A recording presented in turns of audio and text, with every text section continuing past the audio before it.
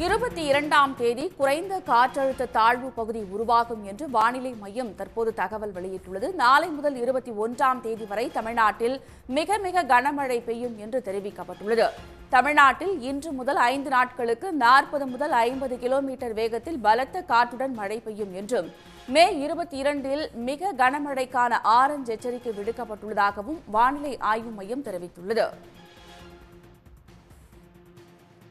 தமிழக பகுதிகளில் மேல்நிலவும் வளிமண்டல சுழற்சியின் காரணமாக கடந்த 24 மணி நேரத்தில் தமிழகத்தில் அநேக இடங்களில் மழை பெய்துள்ளது.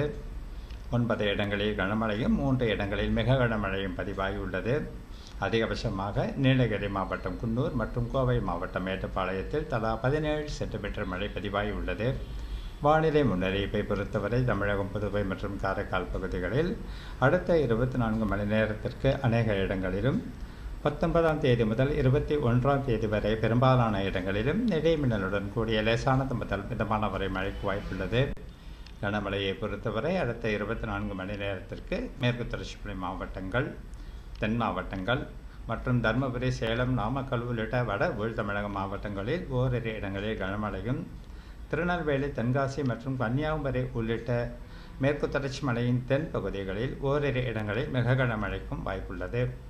மேலும் 19ஆம் தேதி முதல் 21ஆம் தேதி வரை மேற்கு தொடர்ச்சி மலை மாவட்டங்களில் ஓரிரு இடங்களில் கன முதல் மிக கனமழையும், கன்னியாகுமரி, திருநெல்வேலி, தென்காசி, தேனி உள்ளிட்ட மாவட்டங்களில் ஓரிரு இடங்களில் அதி கனமழைக்கும் வாய்ப்புள்ளது.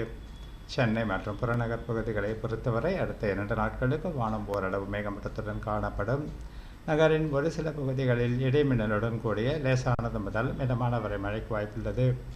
மீனவர்களுக்கான எச்சரிக்கையை பொறுத்தவரை அடுத்த 5 நாட்களுக்கு குமரி கடல் பகுதிகள், மன்னார் வளைகுடா பகுதிகள் மற்றும் தென் தமிழக கடலோர பகுதிகள் மற்றும் கேரள, கர்நாடக கடலோர பகுதிகள் மற்றும் தென்மேற்கு வங்கக்கடல் பகுதிகளில் சூறாவளி காற்று மணிக்கு 40 முதல் 45 கிலோமீட்டர் வேகத்திலும் இடையிடையே 55 கிலோமீட்டர் வேகத்திலும் வீசக்கூடும் என்பதால் அடுத்த 5 நாட்களுக்கு மீனவர்கள் இப்பகுதிகளுக்கு செல்ல வேண்டாம் என்று அறிவுறுத்தப்படுகிறார். உடனுக்குடன் செய்திகளை தெரிந்து கொள்ள சன் நியூஸ் பெல் ஐகானை கிளிக் பண்ணுங்க.